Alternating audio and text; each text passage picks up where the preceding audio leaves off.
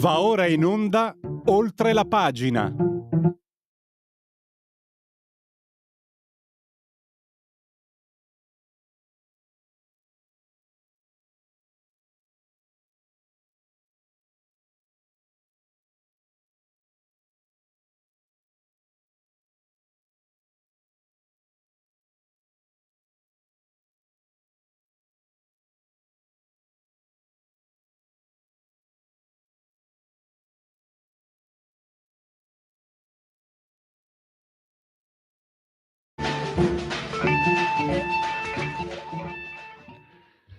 Radio Libertà, oltre la pagina.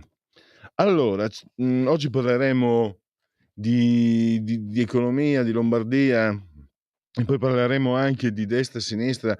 C'è un'interessante analisi di Dino Cofrancesco, che è ordinario di storia delle dottrine politiche. Lui analizza il comportamento delle sinistre, ma anche delle destre, ce n'è per tutti. Sono botte da orbi per tutti da parte del professor Cofrancesco, poi c'è anche parola di scrittore. Ma prima c'è, allora, intanto fatemi introdurre l'assessore allo sviluppo economico della regione Lombardia, Guido Guidesi. Benvenuto Guido, grazie per essere qui con noi. Grazie a voi, buongiorno a tutti. Allora, ci sono due notizie. La prima, la Lombardia ha presentato, in primis con l'assessore Guido Guidesi, poi ci sono state anche 11 associazioni di categoria, la regione, 17, chiedo scusa, 11 sono le proposte presentate alla futura commissione. Oserei dire che è un atto di politica estera io ho formulato questo pensiero. Come si dice, la libertà non te la regala nessuno, te la devi prendere, l'autonomia te la devi costruire. Questo è un atto, diciamo, che non va contro nessuno, ma che dimostra una certa autonomia. Da cosa nasce? E io non so quale delle due sia la notizia più importante. Tanto Guido Guidesi anni fa ha lasciato Roma per tornare in Lombardia, di solito si fa il percorso inverso, e mi sembra che i risultati, ma adesso non voglio sviolinare, però io sono rimasto stupefatto. Mi hanno insegnato l'economia lombarda è agganciata a quella tedesca, se va male quella tedesca va male la Lombardia. Infatti alcuni anni fa il PIL della Lombardia diminuì, invece la Lombardia, dati 2023, è la prima regione produttiva europea, ha superato addirittura la Baviera, più un altro lender tedesco, cioè sta dando l'economia, e mi dispiace per i 5 Stelle, per il PD, che sono lì che fanno i profeti di sventura, ma perlomeno la Lombardia sta viaggiando a velocità pazzesca, con dati che io poi magari quando lasceremo l'assessore Guidesi sui impegni ve li voglio elencare, perché sono davvero sbalorditivi, neanche sorprendenti. È sempre stata la locomotiva d'Italia, ma lo è ancora di più. Assessore, sto parlando troppo, voglio capire quale delle due sono due notizie che ovviamente si intrecciano. Quale delle due ha più rilievo? No, da dove cominciamo? Da questa proposta che avete avanzato alla prossima Commissione europea è in direzione naturalmente dell'autonomia, cioè volete confrontarvi con le altre regioni produttive, chiedete di confrontarvi per bypassare, questo lo dico io, burocrazia eccetera, ed essere sempre più forti voi e anche le altre regioni. Ma poi se sei più forte la Lombardia, è più forte l'Italia, è più forte anche l'Europa. Questo sa va a dirsi. Prego, ho parlato troppo. Beh, grazie innanzitutto. Allora, tutte le situazioni che tu hai citato si intrecciano evidentemente, no? Come c'è una verità che è giusto dire, noi abbiamo un rapporto diretto con l'economia tedesca, tante nostre filiere. Allora, tutti i nostri settori si posizionano con un protagonismo a livello europeo, non è un protagonismo confinato all'Italia, per cui è un protagonismo a livello europeo. Tutte le nostre aziende, tutte le nostre filiere competono in quel mercato o collaborano in quel mercato. Tante collaborazioni ce le abbiamo con aziende tedesche, per cui con l'economia tedesca, con cui abbiamo tantissimi scambi commerciali, e le loro difficoltà le paghiamo evidentemente, per cui anche noi, per cui questo rapporto, questo filo diretto qua c'è nel bene, ma c'è anche, diciamo così, in una situazione negativa come quella dell'economia tedesca, ed evidentemente ha riflesso negativi anche da noi. I dati del 2023 sono dati che ci dicono che la Lombardia è la prima regione manifatturiera d'Europa, e noi vogliamo continuare ad esserlo. Per continuare ad esserlo abbiamo presentato addirittura un piano industriale, forse siamo, credo, l'unica regione in Italia che ha un piano industriale, un piano di rilancio industriale. La seconda tematica, il secondo dato che segnalo è che noi siamo nel 2023, siamo stati il territorio in Europa che è cresciuto di più, per cui noi siamo contributori dal punto di vista del prodotto interno lordo davvero efficaci e siamo per cui protagonisti dell'economia in positivo di tutta l'economia europea.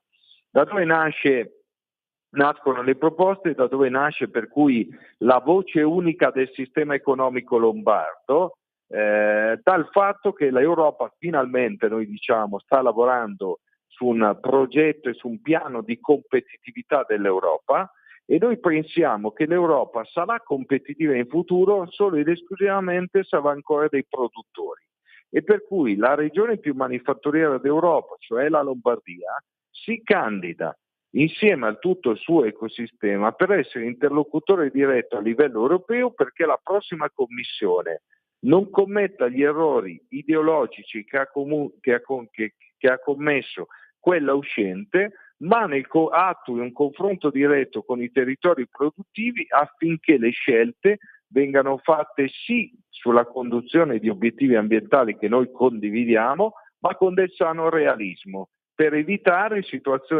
conseguenze che dal punto di vista socio-economiche e culturali sono difficilmente gestibili. L'automotive è l'esempio degli errori commessi dalla Commissione uscente. Per cui noi lo facciamo in piena autonomia, sì, lo facciamo rivendicando, noi l'abbiamo chiamato anche il rapporto della consapevolezza, quello che abbiamo presentato a Bruxelles, cioè noi, la Lombardia, siamo questa cosa qua che tu hai sintetizzato e che vi hai spiegato. Lo siamo non grazie a Regione Lombardia, ma lo siamo grazie alle imprese lombarde, ad un ecosistema che funziona e che lavora assieme, che parte dalle università, passa per le aziende e finisce con la formazione o viceversa parlando della ricerca, però è tutto un ecosistema che si muove insieme.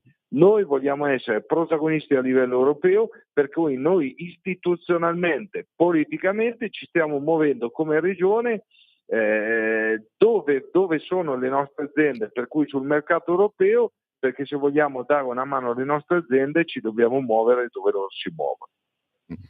Allora, prima di chiudere, aiutami assessore, ne parlavamo in redazione, io sono un immigrato, sono 20 anni che sono qua, vengo dal Friuli e sono ammirato. Io ti faccio un riassunto mio spero che aiuti a capire, a comprendere meglio, comprendere chi ci ascolta. Cioè la Lombardia ha anche una sua propria disposizione particolare che si è sviluppata soprattutto nel corso degli ultimi anni, anche grazie all'Expo per esempio. Cioè Milano, polo pazzesco, polo anche di servizi, area produttiva nord-orientale da incredibile, Brescia, Bergamo, Como, Varese, Sondrio per il turismo, bellissimo, poi la parte meridionale più dedita all'agricoltura. Cioè, è un po' ingenua, un po' come dire tagliata con l'accetta, ma la forza della Lombardia è anche quella di aversi saputo dare, e chiaramente non regione solo, ovvio, ma tutte le forze produttive, di aversi saputo dare determinati equilibri. In Lombardia c'è di tutto, no? Ci sono persino anche, ci sono le eccellenze, perché no, enogastronomiche ci sono, anche quelle contribuiscono, ovviamente le eccellenze produttive e manufatturiere. Volevo chiederti, è una mia visione ingenua che va aggiustata per essere meglio compresa, si può accettare come punto di partenza? Perché voglio capirci meglio anch'io, visto che ci vivo in questa vostra regione meravigliosa. È così, nel senso che ogni territorio ha la sua peculiarità e sono peculiarità che hanno una tradizione molto forte, ma che si sono innovate e rinnovate attraverso il contributo dell'innovazione tecnologica, della ricerca, per cui in Lombardia c'è un ambiente che si mette a disposizione delle imprese, ma perché? Perché le imprese sono parte non soggettiva della nostra comunità, ma sono parte oggettiva, per cui sono protagoniste non solo dal punto di vista economico, ma anche dal punto di vista dal punto di vista sociale. Qual è il ruolo di Regione? Il ruolo di Regione è quello di cercare di essere utile alle nostre imprese, ai nostri ecosistemi, alle nostre filiere, per fare in modo che loro raggiungano gli obiettivi che si sono prefissati il più velocemente possibile, in maniera tale da continuare ad anticipare i tempi e da vincere la competizione a livello internazionale, continuando a dare grandi opportunità di occupazione e di carriera professionale anche e soprattutto alle nuove generazioni.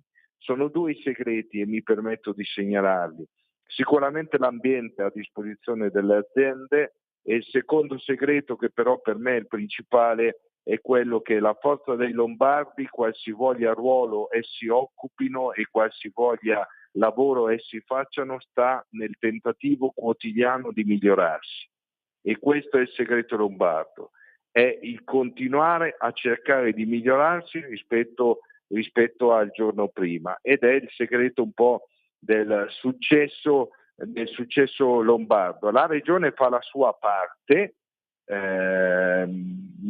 in aiuto alle aziende, ma in sostituzione alle aziende, ma in aiuto alle aziende nel sano rapporto pubblico-privato, connettendo anche i know-how di cui disponiamo, che magari non sono su tutti i territori, ma cerchiamo di collegarli e di connetterli, e questo fa della Lombardia la grande Lombardia. E le dico l'ultima cosa perché ci tengo, molti riconoscono alla Lombardia il ruolo di locomotiva italiana, ma i dati ci dicono che noi siamo una locomotiva europea. Per continuare ad esserlo e per fare in modo che la Lombardia continui a trainare tutto il paese, per cui che ne giovino anche le altre regioni, noi dobbiamo essere messi nelle stesse condizioni dei nostri cugini, dei len tedeschi, dei nostri cugini catalani, con cui collaboriamo e competiamo sul mercato europeo. Tradotto vuol dire che noi dobbiamo essere, a partire dagli stessi blocchi di partenza, in un'equità concorrenziale a livello europeo. Per cui l'autonomia non è una questione ideologico-culturale, ma è una questione economica, e l'autonomia per la Lombardia sarà un vantaggio per tutti. Per cui al Paese diciamo: se volete che la Lombardia continui ad essere il traino economico di tutto il Paese, noi abbiamo bisogno dell'autonomia che ci metta nelle stesse condizioni dei nostri competitor e collaboratori europei. Perfetto. L'autonomia però, non voglio rubarti altro tempo, però si ottiene anche con atti compiuti, con iniziative, sempre all'interno dell'alveo istituzionale, eccetera, come quella che avete presentato ieri, cioè, aiutati che il Celta aiuta, cioè chi fa da sé fa per tre. Adesso non voglio sprecarmi in proverbi, però iniziative come queste, molto serie, istituzionali, che non scavalcano nessuno, secondo me, mi permetto di dire, è un complimento, ma è anche un'osservazione. Mi sembra che aiutino di più, cioè star lì ad aspettare a dire dateci l'autonomia, dateci l'autonomia, dateci l'autonomia, poi alla fine sei nelle mani degli altri. Se cominci a mostrare, le 11 proposte che avete presentato vanno in direzioni precise, eccetera, secondo me, mi permetto, non vorrei fare la sviolinata, però credo che un po' si debba prendere l'esempio da quello che avete fatto ieri. Scusami se sono così, No, però vabbè, ma noi guarda, io segnalo che da 2 anni a questa parte, con grande capacità di concertazione, non da parte mia, da parte di tutti coloro i quali hanno firmato quel documento, e con grande per cui capacità di fare alcuni passi indietro per avvantaggiare l'interesse generale, il sistema economico lombardo da 2 anni parla con una voce unica e univoca. E questa è, diciamo così, la novità, l'orgoglio principale rappresentato dal posizionamento che è stato fatto a Bruxelles di tutto il sistema economico lombardo. Lì c'erano tutte le associazioni di categoria che ovviamente fanno riferimento all'assessorato allo sviluppo economico di Regione Lombardia, tutti hanno condiviso quel documento, addirittura c'è stata supporto alla nostra iniziativa anche dalla Federazione delle Banche di Credito Cooperativo Lombardo, per cui da una parte importante della filiera economica lombarda, che è quella delle ex casse rurali, così tutti capiscono di cosa sto parlando, e noi ci muoviamo insieme nell'interesse della Lombardia, delle aziende lombarde, e quando si cerca di fare l'interesse delle aziende lombarde si fa l'interesse del lavoro, e vuol dire l'interesse dei lombardi.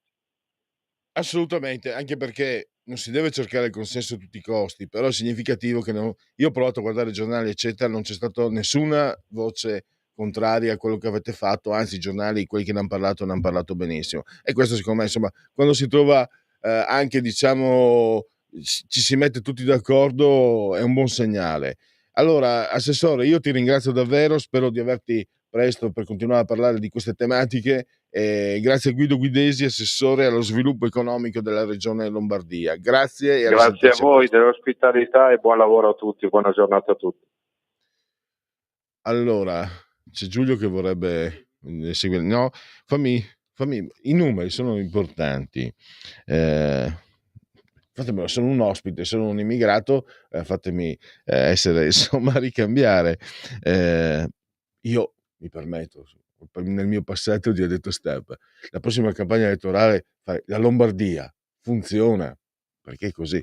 Sì, ci sono i problemi della sanità che purtroppo sono, anzi, in Italia e in Lombardia funziona meglio che altrove, ma non funziona da nessuna parte. Quello è un grosso problema da affrontare, che deve essere affrontato. Però la Lombardia funziona. Lo dice un immigrato. Allora, sentite che numeri ci sono.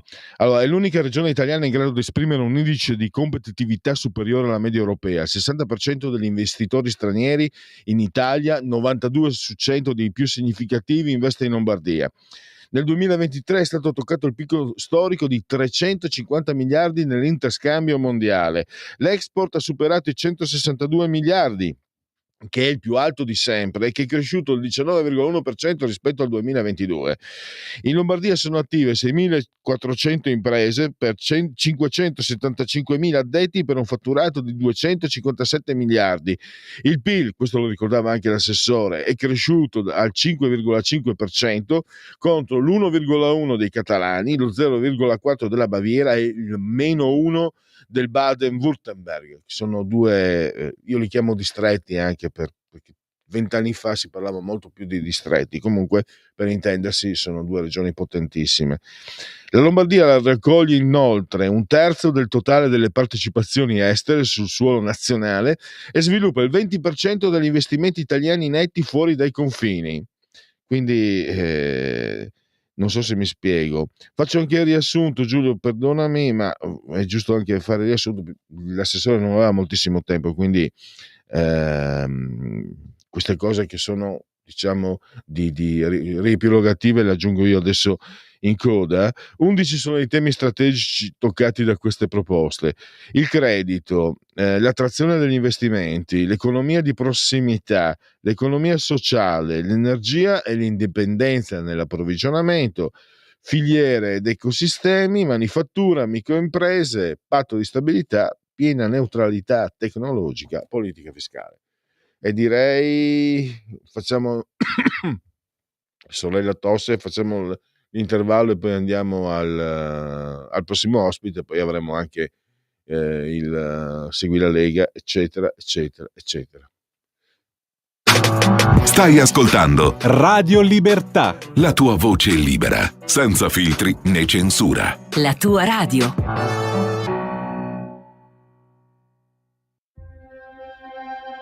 I film sono sogni che non dimenticherai mai. Che genere di film faremo? Movie Time, la magia del cinema. Ogni sabato, dalle ore 16. Qual è stata la tua parte preferita? Radio Libertà, la tua radio. È impossibile. Solo se pensi che lo sia. Non è meraviglioso?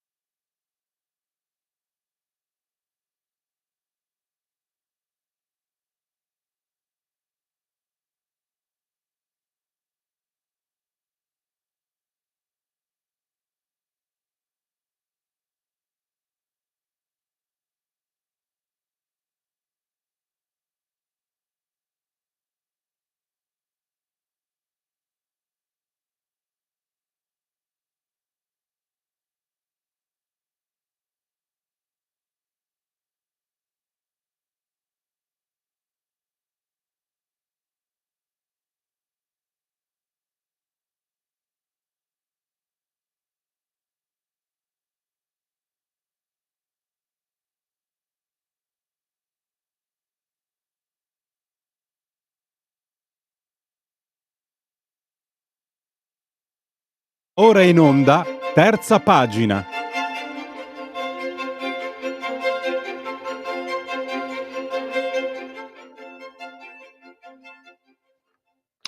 Terza pagina con il professor Dino Cofrancesco, che è anche docente di storia delle dottrine politiche, e che qualche giorno fa ha scritto un editoriale molto interessante su destra e sinistra in Italia.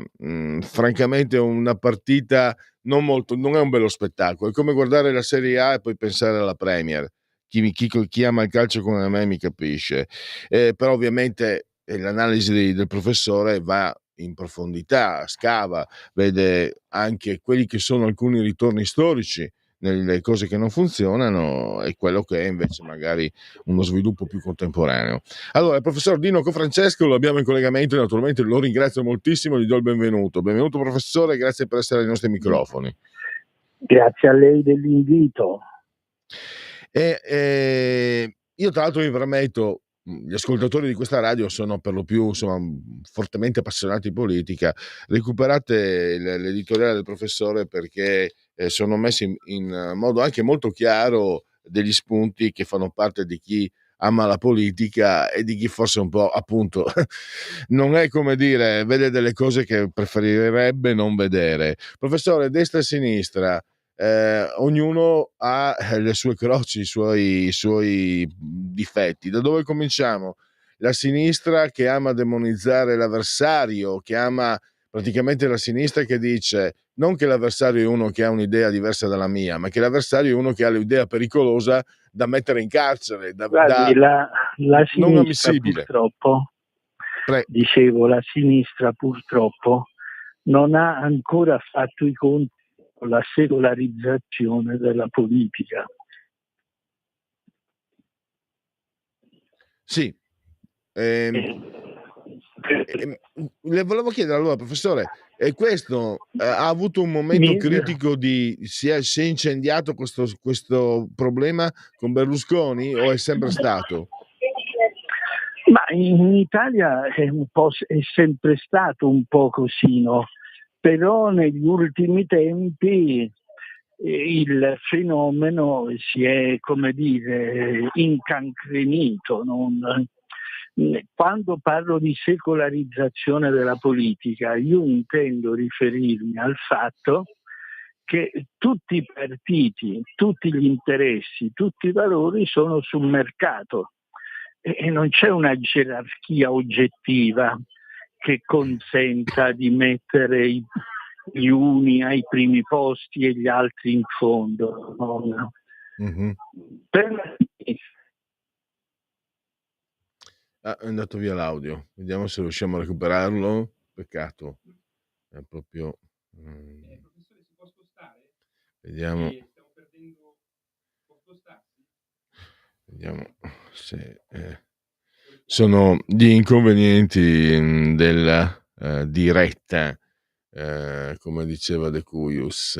È un vero peccato, ma cerchiamo di recuperare perché c'è uno spunto anche, ci sono diversi spunti interessanti. Il professore cita anche nell'analisi che si fa del fascismo, e sicuramente lui non è un simpatizzante, però c'è un approccio primitivo che impedisce di fare politica e fa riferimento ai volumi, ai libri di Renzo De Felice.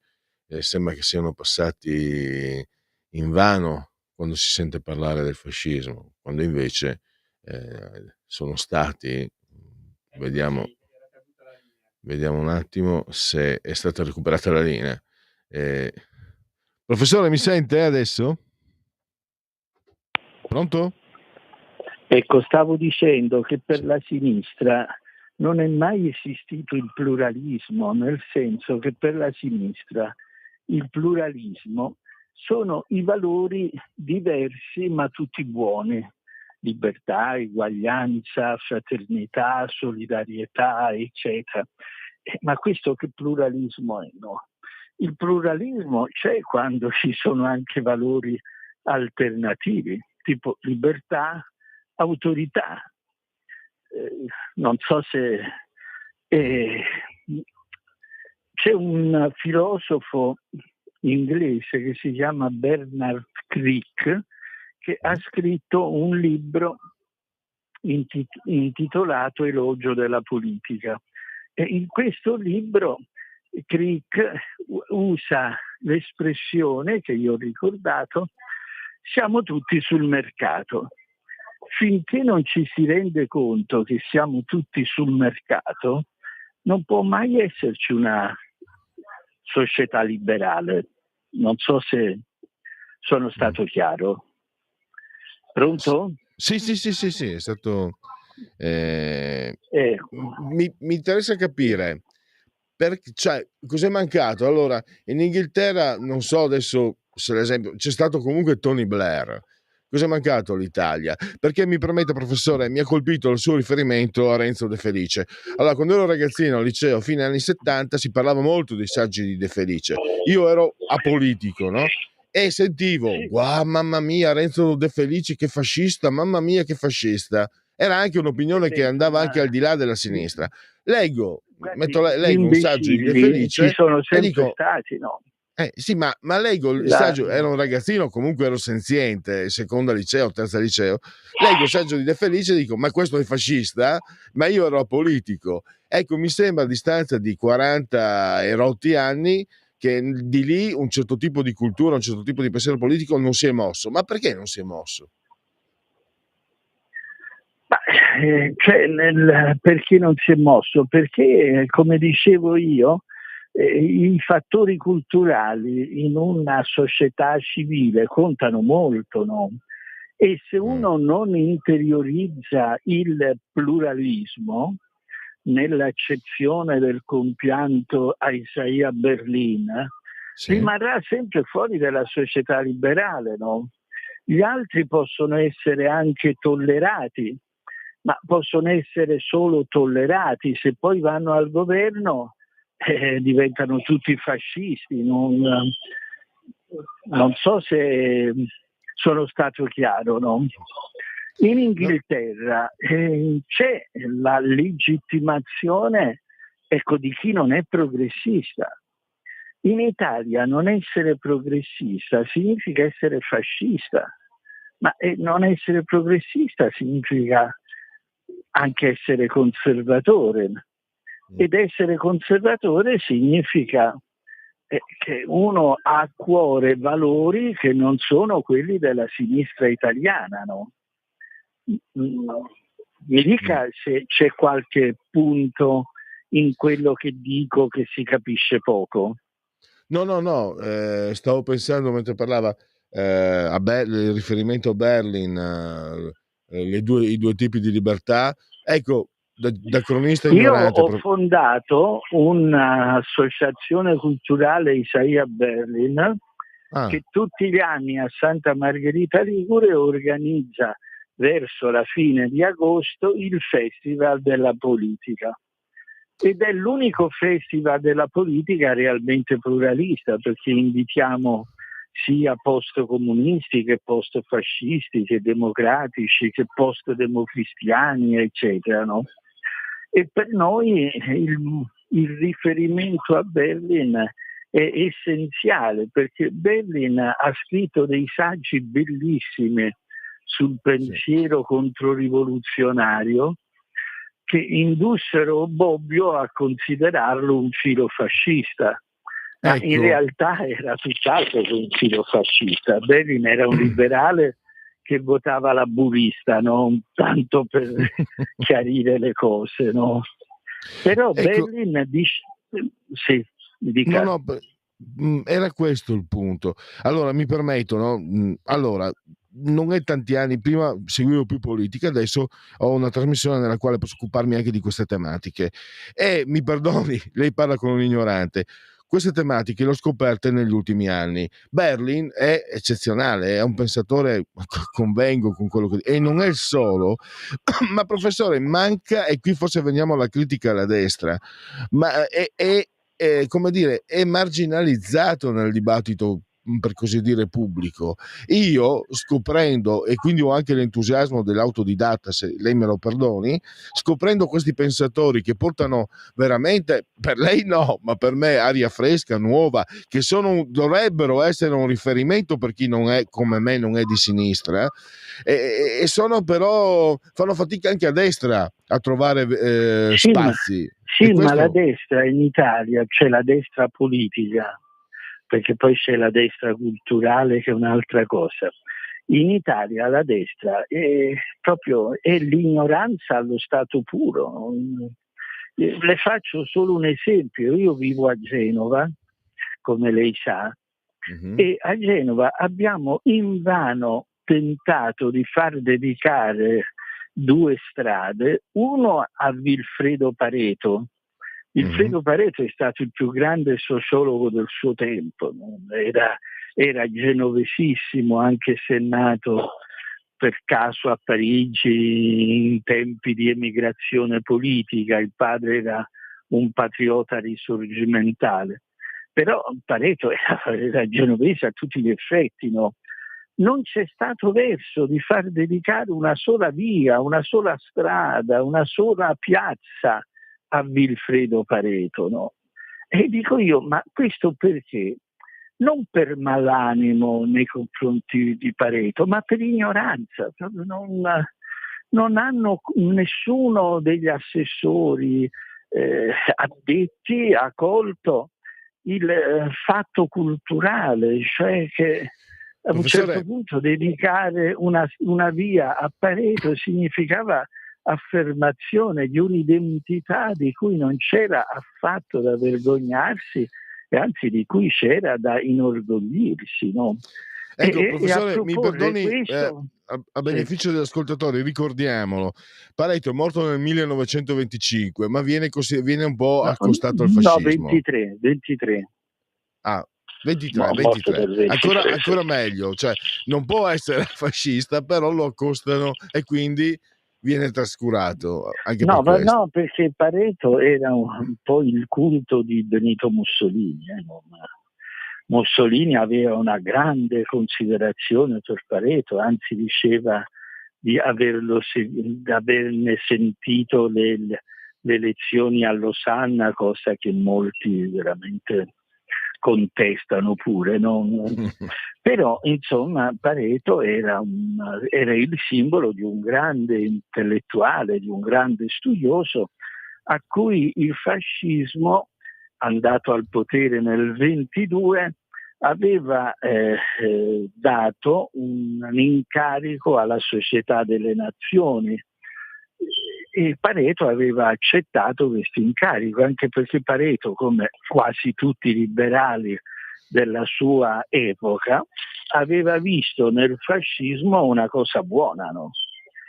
La fine del caos, la fine della guerra civile, no?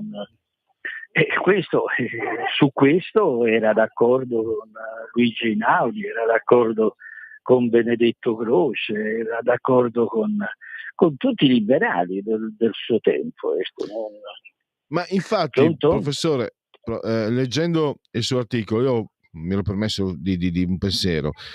Il rifiuto che ha la sinistra totale impedisce magari di accorgersi di quelli che potrebbero essere i prodromi di un ritorno del fascismo, cioè il fascismo che è solo ed esclusivamente delinquenza, no? Secondo la visione di chi è di sinistra, poi non ti permette di analizzare perché il fascismo non è piovuto dal cielo, me lo insegna lei, c'erano delle condizioni sociopolitiche che hanno comportato quello che è successo, però se continuiamo a demonizzare come lei indica, no? Come lei denuncia, se si continua a ragionare in quel modo, magari c'è il rischio veramente che insomma è la storia di Pierino il Lupo quasi.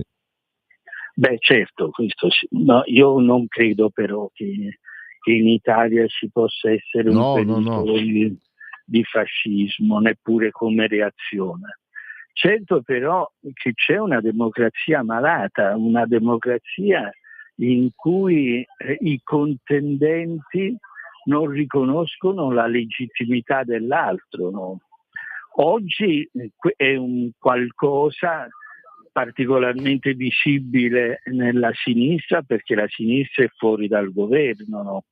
Però in genere in Italia c'è questa delegittimazione reciproca e questo non fa bene alla democrazia, ecco, molto, detto in termini molto semplici, no? Pronto? Pronto? Sì, ecco, adesso la sento. Professore, allora, giustamente lei ha detto, la destra è ignorante, Vilfredo Pareto non lo conoscono, però c'è un personaggio che conosciamo tutti e che a Genova, la sua città, non viene riconosciuto, il regista Pietro Germi, universalmente riconosciuto. Chi è? Io sono un cinefilo e un regista di valore straordinario.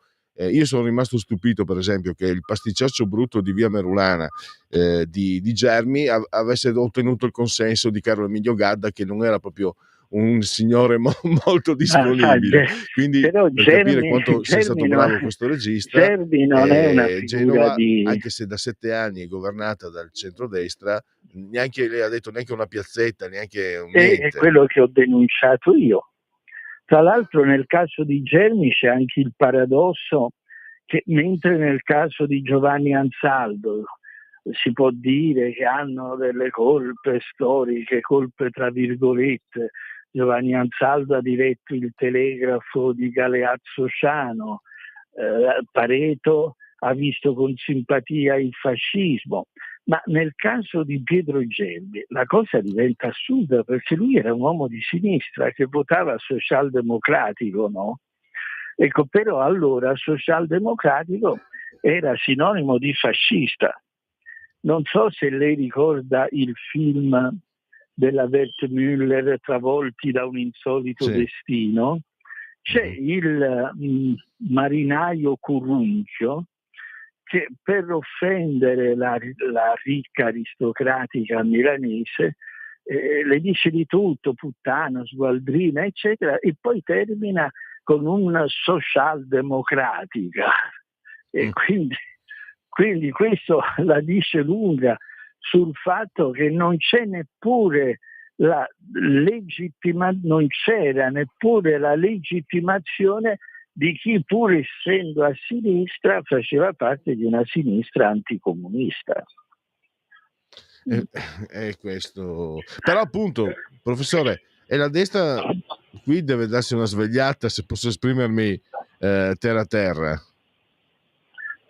La destra? Dicevo, la destra deve darsi una mossa, però, perché altrimenti è destinata a perdere sempre, vincerà le elezioni, però se lascia tutto... La destra deve darsi una cultura, no? E soprattutto deve darsi una classe dirigente adeguata, perché se uno vede l'elenco dei ministri ci sono persone sicuramente di alto profilo, come sono San Giuliano, Valditara, Crosetto, eccetera. Però ci sono anche persone proprio un po' racconticce, no? Il che significa che insomma, non solo manca una cultura di destra, ma manca anche una classe dirigente di destra, no? Loro continuano a vivere, a sopravvivere grazie agli autogol della sinistra, perché quando uno sente nei talk show parlare la sinistra, uno dice ma io voto sicuramente per Giorgia Meloni.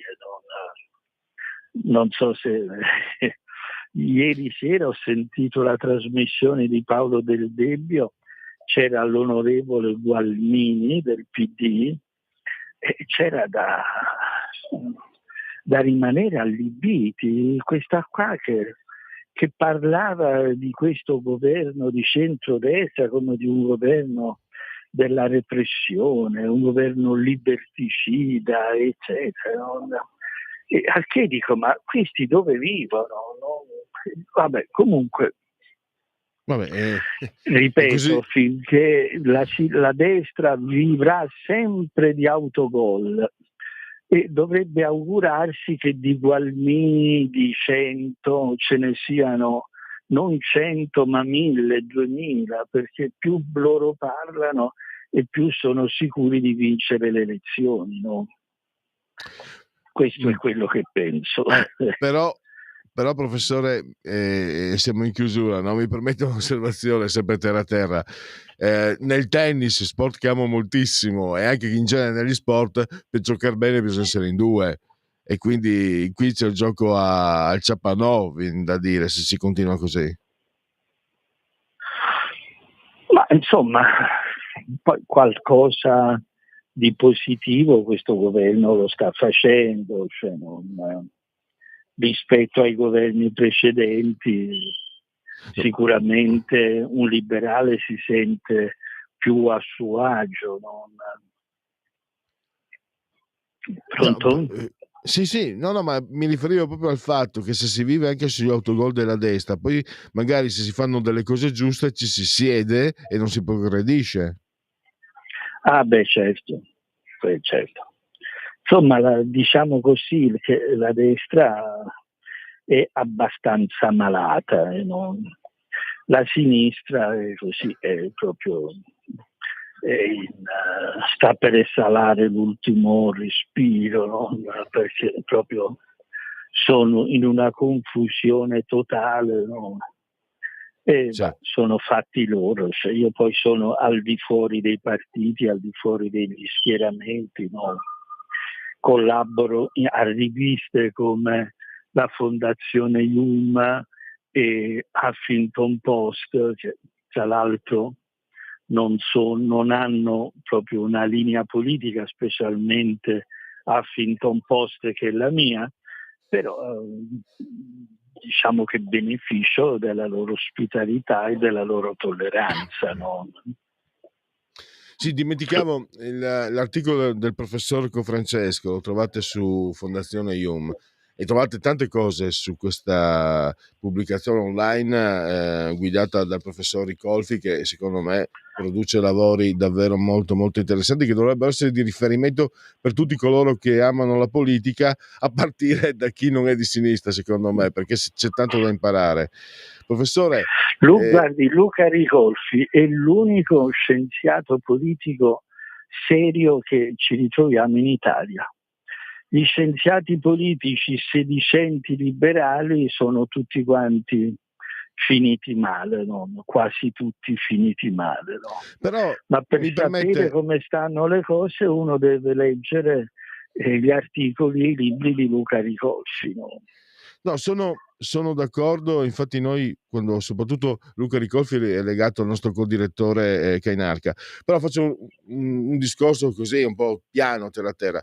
È difficile fare come fa il professore, perché il professor Ricolfi non fa sconti né a destra né a sinistra, come dovrebbe essere. Però se ti comporti così, cioè il professore per non aver fatto sconti a sinistra è stato estromesso dalla sinistra, per non aver fatto sconti a destra, la destra lo maneggia con un po'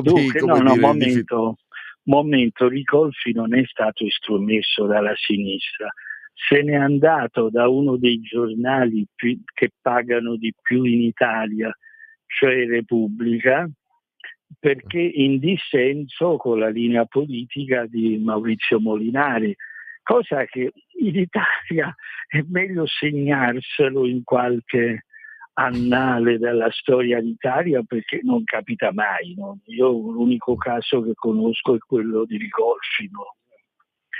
Che se n'è andato perché pur pagatissimo è andato a finire in un giornale in cui lo pagano molto meno, ecco, però per una coerenza morale e politica che sono le sue caratteristiche, diciamo, più apprezzabili, no?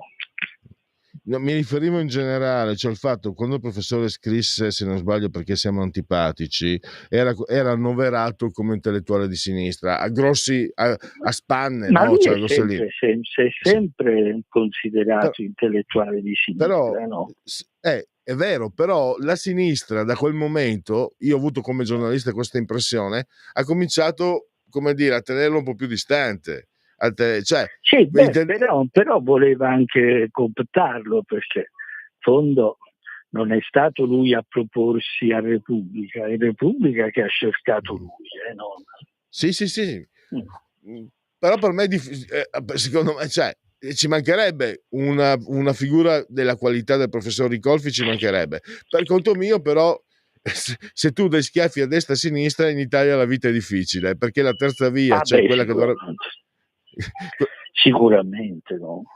Perché la via che. Ma No, vede, dottore, qui non si tratta però di non stare né a destra né a sinistra.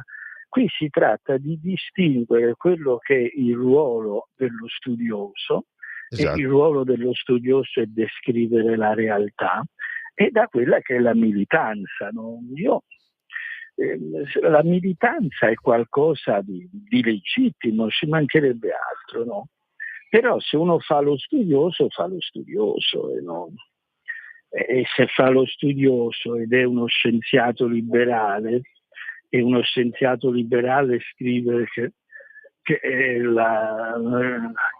che Putin è pronto a invadere la Polonia e quindi a varcare le Alpi, eccetera, e vuol dire che tu non sei più uno scienziato politico, ma sei un intellettuale militante.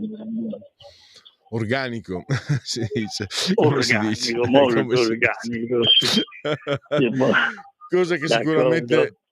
Cosa che sicuramente Luca Ricolfi e Dino Confrancesco non sono, però siete sempre più preziosi perché siete sempre più rari per chi cerca di capire. Io sono schierato, professore, però io sono schierato, però sinceramente per me stesso e per chi ascolta chi ha la bontà di seguire, diciamo che questa radio è vicina alla Lega. Però personalmente, perché altrimenti non riuscirei a guardarmi in faccia allo specchio senza sputarmi in un occhio, io cerco di capire come stanno le cose e cerco di capire dove. Posso dire una cosa fuori registro? Sì. È sostituito Salvini con Giorgetti, c'è uno dei ministri più seri e competenti di questo governo, ma questo è fuori registro. No? Questa è Radio Libertà e noi lei sa che mi costerà il posto questa frase. No, ma censuri pure questa parte qua. No, ma la saluto. È stato un piacere parlare con lei. Grazie a Dino Confrancesco. Allora, anche questo pericolosissimo fuori onda, chiaramente il professore si è anche inserito in quella che è il dibattito libertà di parola.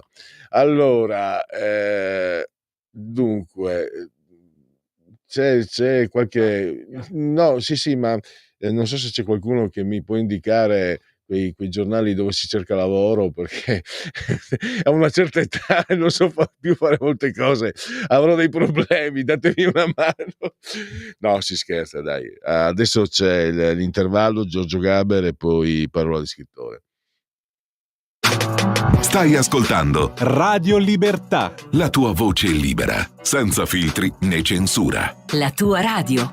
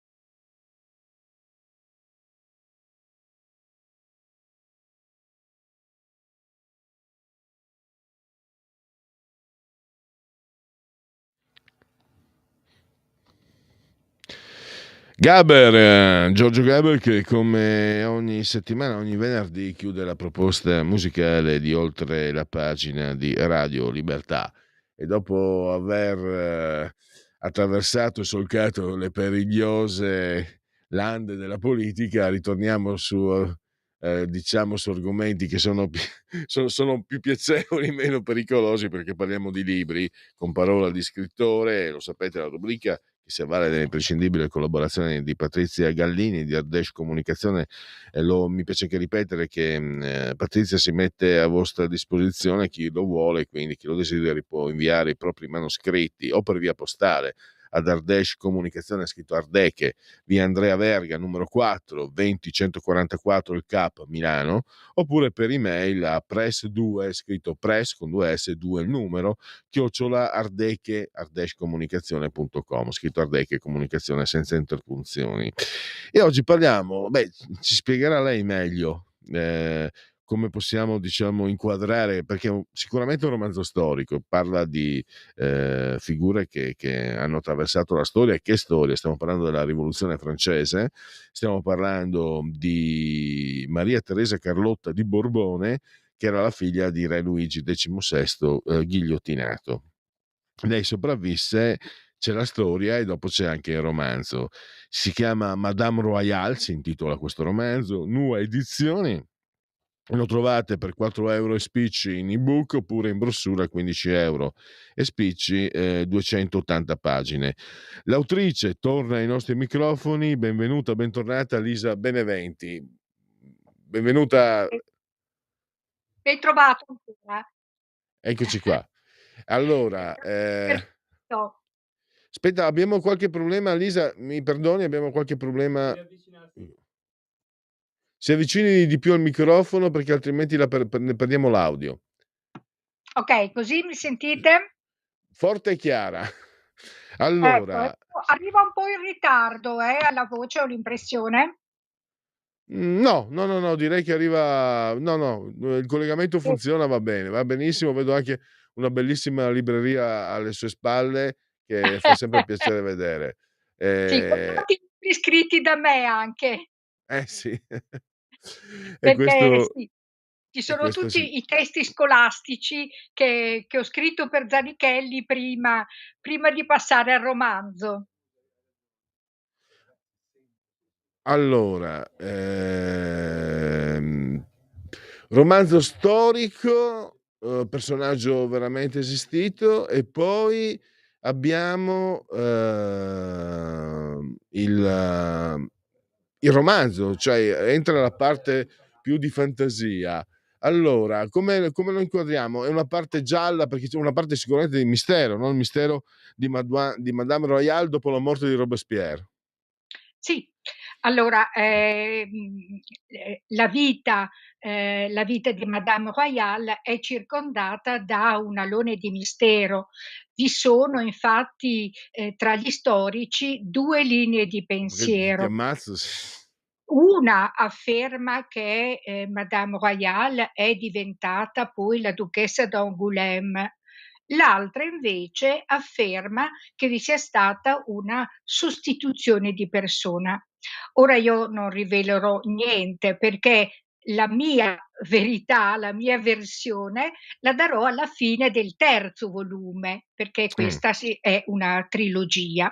Mh-mh. Alla fine del terzo volume. Non so se quella che io darò ai lettori, è la verità, è la realtà, perché appunto poi non ci sono tante prove, però mi piace pensare che la storia sia andata in questo modo. Starà poi ai lettori giudicare.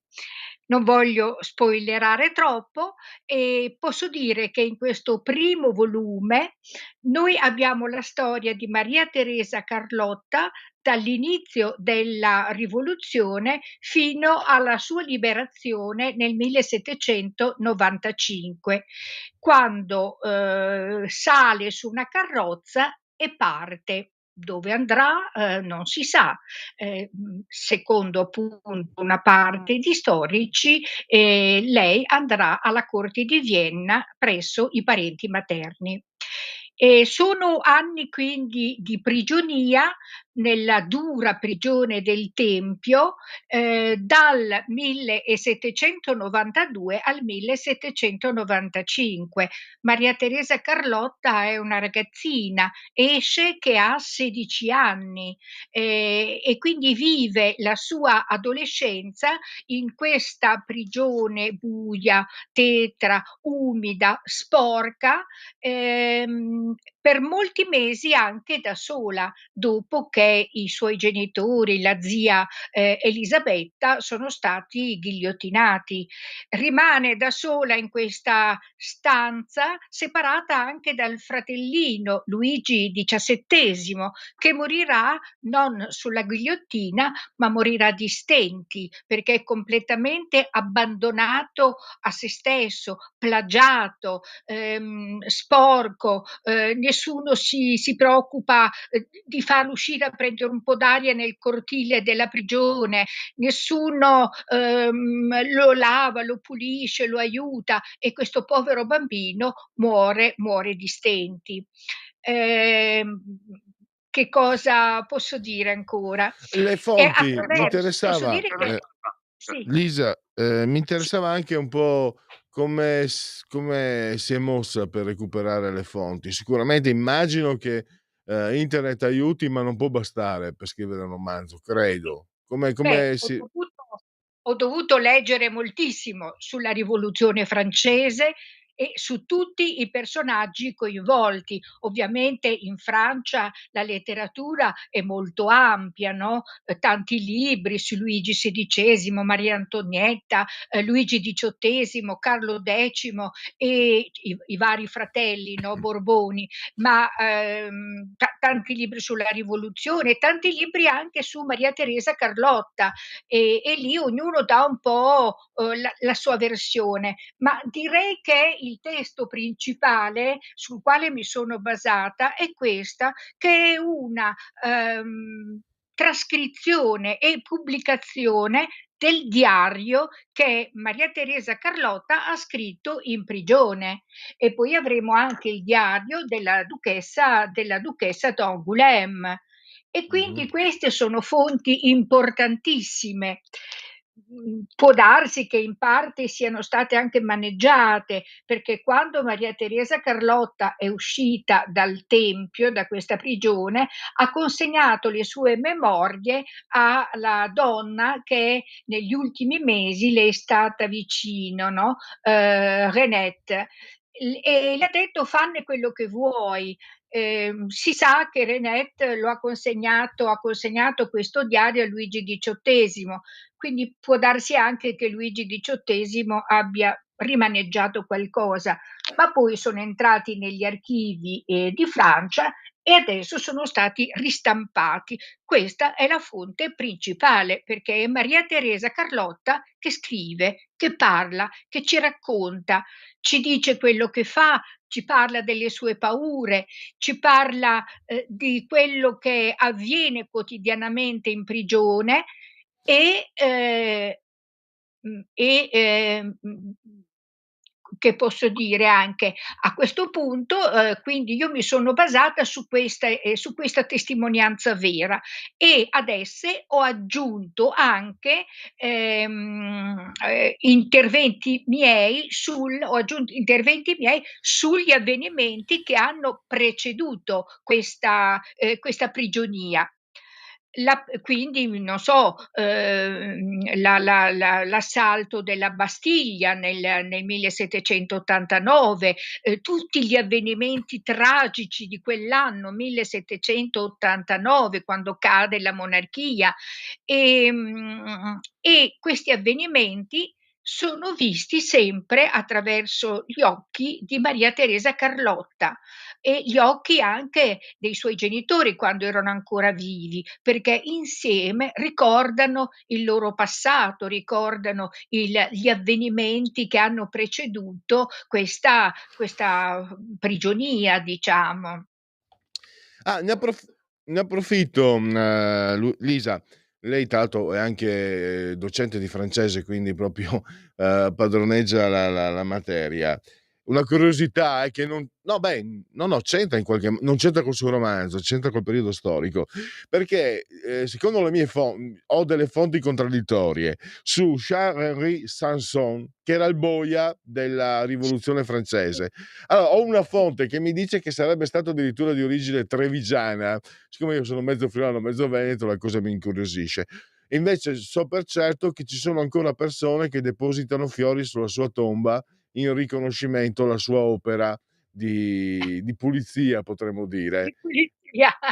Beh, non lo so, se era di origine trevigiana. So che apparteneva ad una famiglia di boia, ecco, ad una famiglia di boia.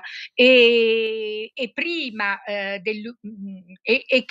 so che la ghigliottina ha iniziato a lavorare proprio in quell'anno, nel 1789, no, creata da un Certo, medico, esatto. Monsieur Guillotin. No. Ma guardi Ehm Lisa, le spiego. La fonte è quella che attribuisce origini venete, è una fonte un po' da web, no, però perché mi son permesso? Perché Pierre Cardin viene dalla provincia di Treviso, quindi ho Sì, pensato che magari potrebbe esserci più di qualche trevigiano che nel corso dei secoli è andato a Parigi a far fortuna. Pierre Cardin ha fatto sì. fortuna sicuramente, perché Pierre Cardin è Pietro Cardin e quando parlava in italiano aveva un'inflessione più veneziana, devo dire, che trevigiana. Sì, sì, sì, Pierre Cardin di origine italiana, come l'ho scritto, l'ho notato anche nel mio primo romanzo, Siamo come le farfalle, no, Sì, sì. dove, mhmm, ho fatto presente che tanti francesi di successo come Yves Montand, Serge Reggiani, la stessa Edith Piaf, Cardin, erano di origine italiana e questo l'avevo fatto perché in quel momento stavo raccontando la fuga della mia Sì, famiglia sì, paterna in sì. Francia Ma dopo mi ricordo che negli ne anni abbiamo parlato. '30. Bellissimo, mi ricordo che ne abbiamo parlato. Allora Lisa, provi a vedere se per caso sono interessato. Da parte materna so di avere lontane origini francesi, ma siccome un famoso attore Raymond Pellegrin, scritto Pellegrin, se magari aveva anche lui origini Sì. italiane. Beh, Visto Pellegrin è un nome diffuso anche in Francia, esiste. Lo so, Quindi chissà, si figuri che bisogna quando ero fare ricerca ragazzo genealogica. si figuri che quando ero ragazzo, sull'antologia di francese, perché ho sempre fatto solo francese a scuola, medie e superiori, un mio Bravo. amico me lo segnalò, un articolo di un giornalista messo in questa antologia di tal Pierre-Louis Pellegrin. Pellegrin ovviamente. Pierre-Louis come me, Pierre-Louis Pellegrin. Io ho detto: alè". Simpatica Allo cosa. allora, un'ultima allora, abbiamo nel cassetto c'è la terza parte di questa trilogia e quindi noi siamo qui per continuare a parlarne ovviamente. Ringrazio davvero Lisa Beneventi, ricordo ancora il suo Madame Royale, Nua Edizioni, lo trovate in edicola e anche online naturalmente, 15 € brossura, 4 € ebook, 280 pagine. Elisa, è stato veramente molto molto interessante, eccolo lì. Poi Io ti ringrazio, come ringrazio tutto lo staff di NUA e ringrazio soprattutto Patrizia Gallini. assolutamente. Grazie ancora, a risentirci. Allora, noi siamo qua per per la terza parte, diciamo, terzo episodio, terza puntata. Grazie Elisa Beneventi. Grazie a voi.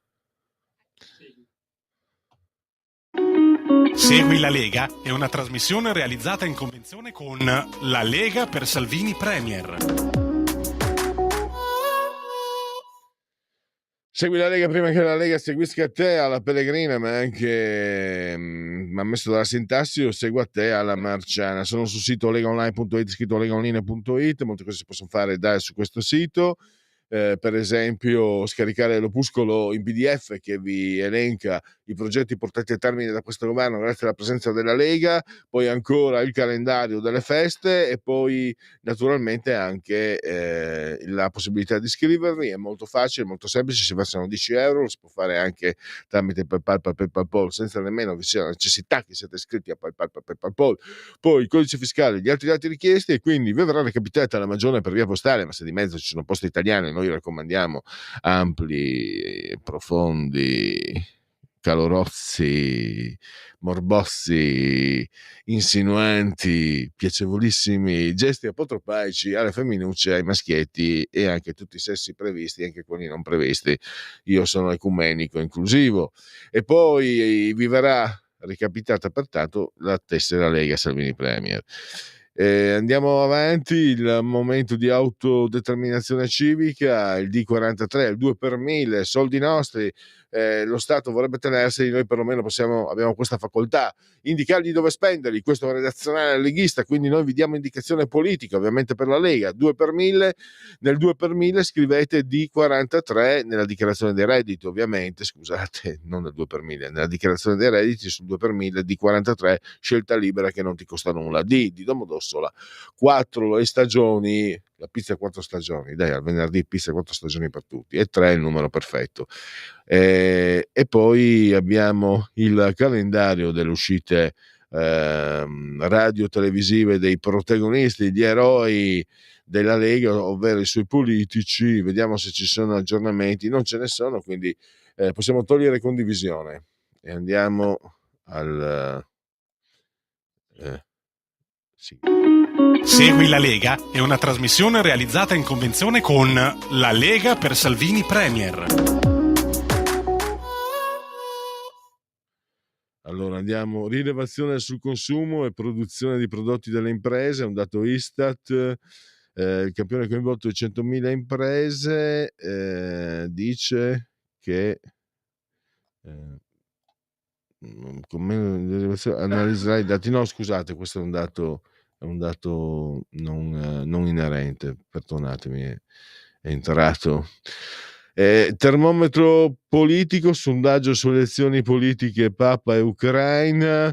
Allora, innanzitutto cosa pensa di votare alle prossime elezioni? Allora, Fratelli d'Italia 28,2, PD 19,5, 5 Stelle 15,9, Lega 9, Forza Italia 7,1, Azione 3,9. Fiducia nel Presidente del Consiglio Meloni, siamo 40,2 e invece 59,5 non ne ha.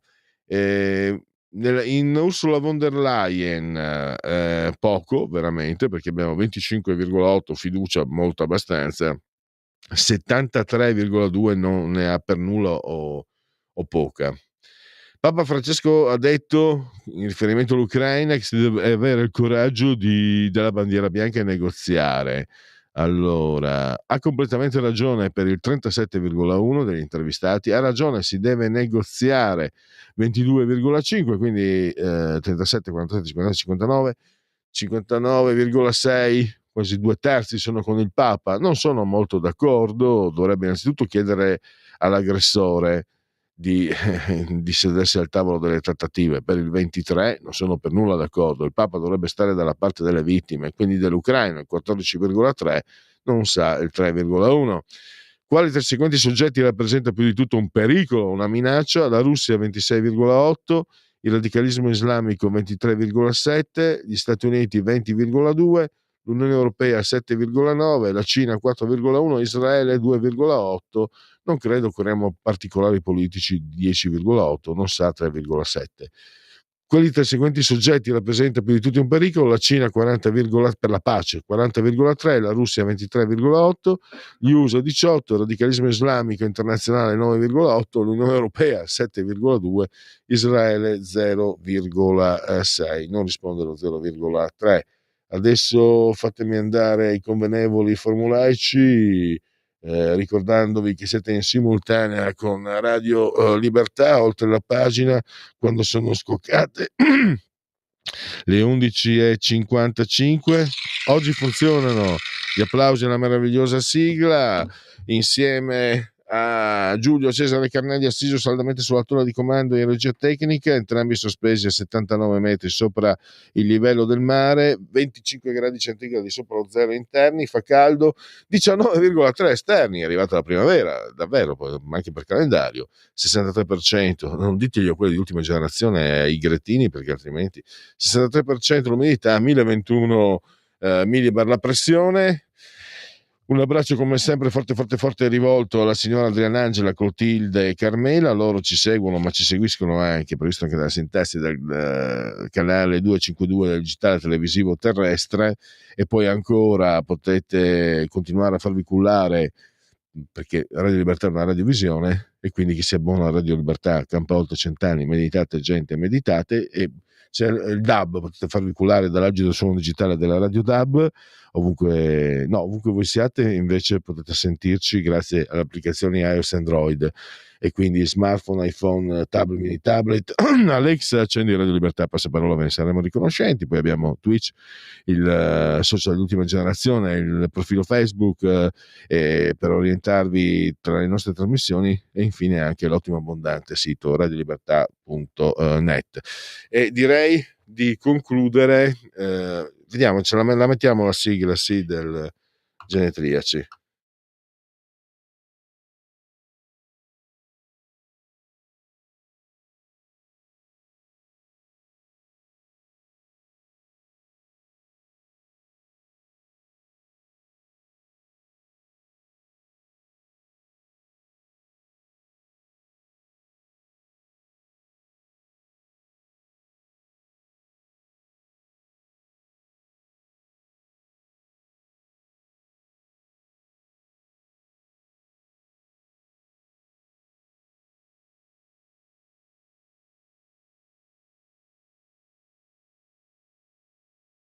Morirai.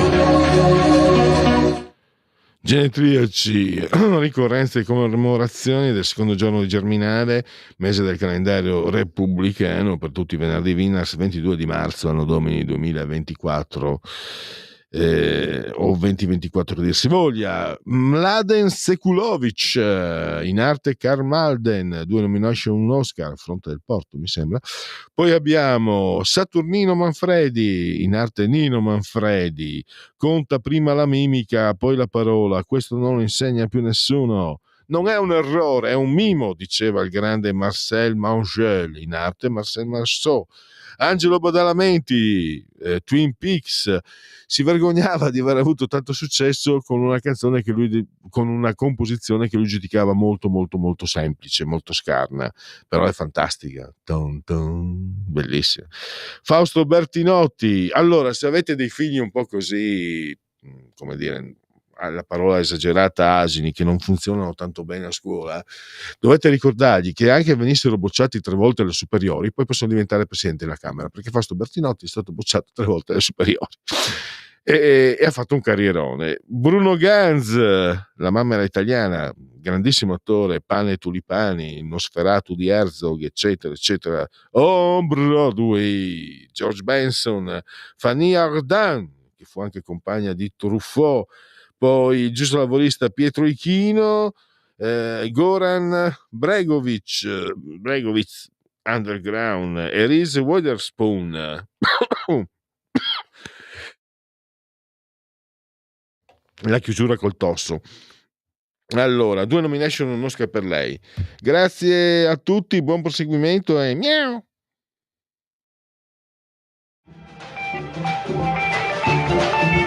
Avete ascoltato